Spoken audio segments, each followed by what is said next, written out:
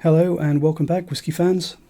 So today we've got another Singleton of Dufftown, and this one is the recent, because I've done a bit of a rebranding with the Dufftown whiskies. This is the rebranding, and it's the no age statement, sort of bottom rung entry level whiskey in their range.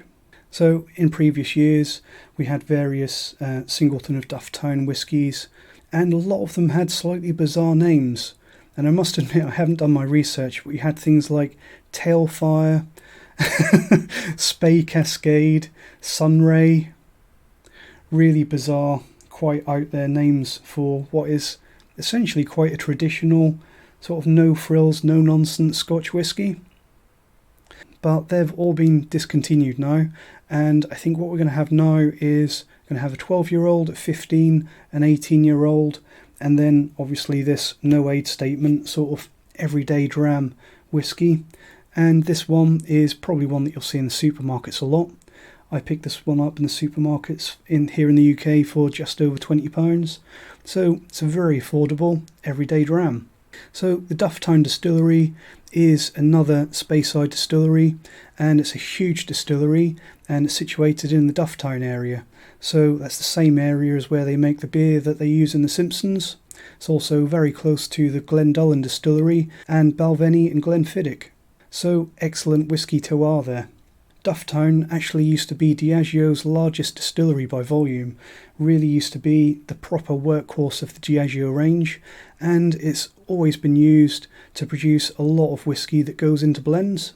I believe, if I recall correctly, I think the Dufftown distillery was once owned by Bell's as well, and I think they possibly still use Dufftown whisky in the Bell's blend.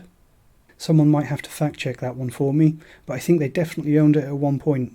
As for the rebrand, I think that the colour scheme and the logo and everything, apart from being really confusing with the whole Singleton thing, I think it's quite nice. Probably an unnecessary level of cardboard packaging for what is essentially a very disposable, unexciting bottling. Possibly not the most economical use of glass on that large flat bottle either. But as you might expect, the previous Singleton of Glendullan that I reviewed was very much a craft presentation. This one isn't. It's 40% ABV. Almost certainly, I would bet money that it is chill filtered. And as for the other part of the craft presentation, Holy Trinity, is it natural coloured? If you look at the back of the box, I don't think it actually says on the label, strangely enough. Very strange that they don't do that. But if you look on the back of the box, it's got some information right at the bottom in blurry little letters, and it's got a little symbol for EU. It tells you who it's imported by, and then next to that it's got DE, so Deutschland, German, and you might be forgiven for thinking that's a translation of what it says in English. It is not. It says, pardon my terrible pronunciation in German here, mit Farbstoff Zuckerkoller. So that literally means in German, with colouring. And Zuckerkoller, Zucker is sugar, colour, sugar colouring, E150A, spirit caramel. So not an honest craft presentation at all. But for the price, just over £20, an everyday dram, maybe one for the masses, one for just when you don't want anything too taxing, might be inclined not to care if it's a reasonable level of quality. So let's get some in the glass and see. What a horrendous noise. Let's see what we've got. So I'm using my Kilhoman glass today. I mentioned a little while ago that I'm going to start using some of my special glasses rather than just leave them in a dusty cupboard. I'm not sure how the guys at Kilhoman Distillery would feel about me pouring £20 Singleton blend fodder into their glass. They probably wouldn't care. Anthony Wills and Co, they're good guys over at Kilhoman. Sure they'd forgive us for that one. So the colour of this one, it looks similar-ish to the 19-year-old Singleton of Glendullan, although probably more artificial. It's got a little bit of a sickly yellow tint to it, as well as a bit of a reddish copper tint. So about what you would expect. It's actually good in a way when you get these bottlings where they do tell you that there's colour in it, because you can look at the colour of the whiskey that you've got and you know that that is what artificial colouring looks like. I'd say they haven't gone extremely overboard, but that does look like an artificially coloured whiskey, which it is. One thing that I would like to show you before we get on with nosing and tasting this one. I'm actually recording this video immediately after I reviewed the Singleton of Glendullan, and I have to show you this. This is the whiskey that I probably poured maybe half an hour ago. Just realised that my camera's refusing to focus, but that's okay because I'm about to show you this as well. Look at the haze that's come out of that Singleton of Glendullan. That is absolutely phenomenal. Looks almost milky. So that tells you two things: that this whiskey from Glendullan is almost certainly barrier filtered, non-chill filtered, probably very lightly filtered as well. And it also tells you that I probably added a little bit more water into that one than I intended to, because you tend not to get that milky cloudiness in whiskey until you go below 46%. So that one may be 44 or 45 that I was tasting in the previous review.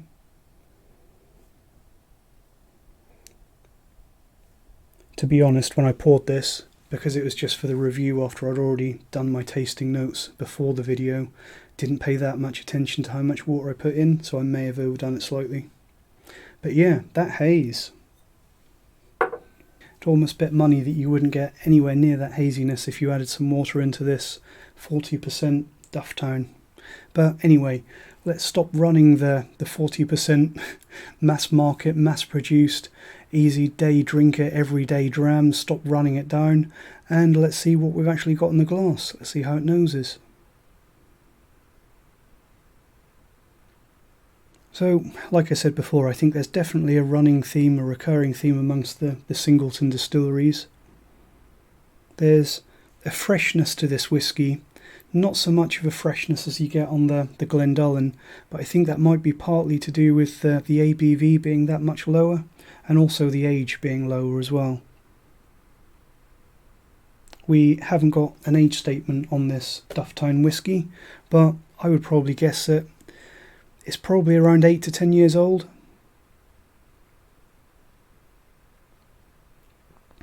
Would be nice if they gave us an age statement, but obviously it allows them that bit more flexibility, and it allows them to pad it out a little bit more with some slightly younger casks as and when they see fit. So for whiskies like this, yes, no age statement whiskies are the devil, but it does allow them to keep the price down, and it allows almost £20 single malt whiskey like this to exist. On the nose of this one, getting lots of apples, sweetened apple juice, which I think is a tasting note that I had in the Glendullan as well, and sweet cider. Quite a maltiness. You can tell that this is a single malt whiskey. Some dusty grains in there, a little bit of caramel. It's actually, and I'm pleasantly surprised to be able to say this, that it's quite an intense nose considering this is a 40% no age statement whiskey. Although saying that, it's quite intense, but it's also on the simple side. Let's see how it tastes.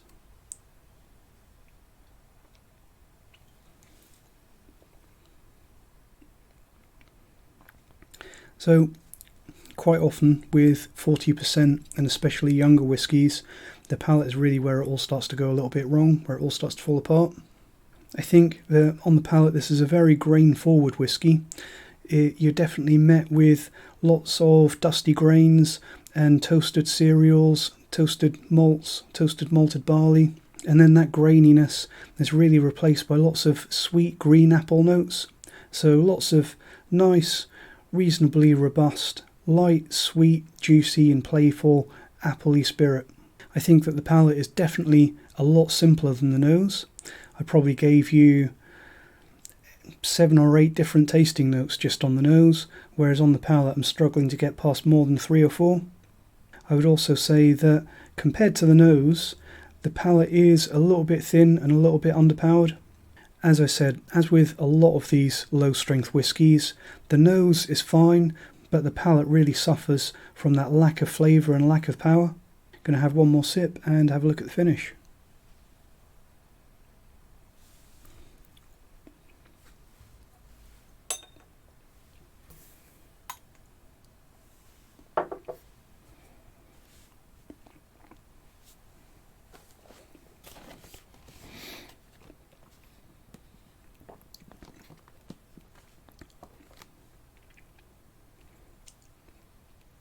Okay, so on the finish, probably longer than it has any business being, to be honest. Probably the long side of medium, and quite sweet all the way to the end of the palate, but also that little bit thin and that little bit simple. Let's just having another look at the back of the box here. Cheeky little gits have actually put a please recycle symbol, tiny little thing right on the bottom there. I will, whether or not my local facilities have the means to recycle this type of cardboard, I don't know. Would have been better if you didn't give it to me at all. But another thing that I saw on the back of the box that always irks me a little bit is they have recipes and serving suggestions. And they're saying you can have it neat, great. You can have it on the rocks or with soda, or then they've got a little sort of martini glass there and it says what's yours underneath. So that tells you a lot about who they're marketing this towards. Probably non-whiskey drinkers, people looking for something a little bit fancy, a little occasional treat, or maybe people that are looking to getting into whiskey, but Diageo in their infinite wisdom, they're trying to not scare them off. They're giving them easy, approachable ways to tone the flavour down even more than they already have. So, whiskey fans, you'll forgive me for not drinking this on the rocks or in a martini glass, because that's just not how I roll. But I actually think that this whiskey is better than you would expect. I think that the palate does suffer more than the nose. It's kind of like an 8 out of 10 nose with a 4 out of 10 palate. But it's nice and easy drinking, reasonably simple, but decent, inoffensive, everyday dram. As for the age, I'd probably say that it noses quite well in terms of age. The palate lets it down in terms of how old it seems as well. I would probably guess around about the 8 or 10 year old mark.